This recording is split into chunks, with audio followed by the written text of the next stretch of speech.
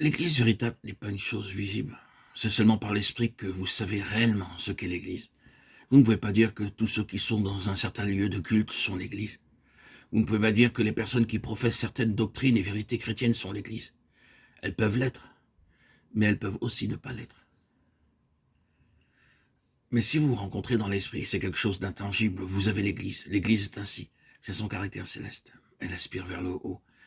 Elle doit du ciel descendre ici-bas en plénitude. C'est ainsi qu'elle se bâtit aujourd'hui. C'est la volonté de Dieu qu'il en soit ainsi.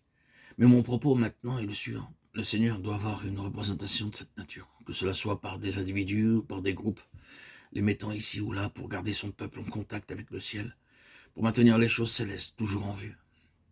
Une des fonctions des Lévites était d'enseigner la parole de Dieu, c'est-à-dire de maintenir le peuple du Seigneur en contact avec la pensée de Dieu. C'est fonctionnel et non pas officiel. Vous ne devez pas vous appeler vous-même Lévite, pas plus que révérend. Ne prenons pas appui sur des titres, mais saisissons les principes. Si ici, sur cette terre, nous gardons les gens en contact avec le ciel, si nous sommes reliés avec les choses célestes, et les gens sont édifiés par notre présence et pas nécessairement par notre prédication, lorsque nous disons maintenant, voyez-vous, ceci et cela, ils seront édifiés par notre présence, par l'incarnation de cette nature et de cette plénitude de la vie céleste. S'ils viennent et s'ils voient la plus pleine pensée de Dieu, parce que nous la vivons, nous sommes lévites, sans le titre. C'est ce que le Seigneur doit avoir. Cela doit en être ainsi individuellement.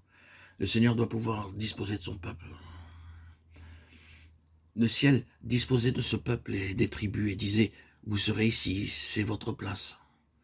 Souverainement, le Seigneur disposera de vous et on mettra certains parmi vous dans d'autres pays.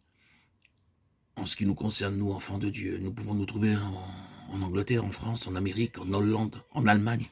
Et quand le Seigneur dispose de votre vie, vous êtes ici ou là par délégation céleste pour être un maillon avec le ciel, pour que les choses ne déclinent pas spirituellement au niveau du terrestre. Cela, bien sûr, s'applique aussi aux églises dans le Nouveau Testament. C'est la divine pensée d'avoir des compagnies composées du peuple du Seigneur, plantées ici et là et partout ailleurs, comme un ministère lévitique corporatif, pour que le ciel soit tout proche et pour garder les choses près du ciel. Oh, que chaque église puisse être comme cela, gardant les choses près du ciel. Cela, c'est le commencement et beaucoup plus pourrait être dit. Nous pourrions alors considérer toutes les lettres du Nouveau Testament et voir la mise en pratique du principe lévitique. Lisons Romains 12. Je vous exhorte donc, frères, par les compassions de Dieu, à présenter vos corps en sacrifice vivant, saint, agréable à Dieu, ce qui est votre service spirituel. Et ne vous conformez pas à ce siècle. Romains 12, 1, 2. Un sacrifice vivant sans se conformer à ce monde. Voilà le principe lévitique.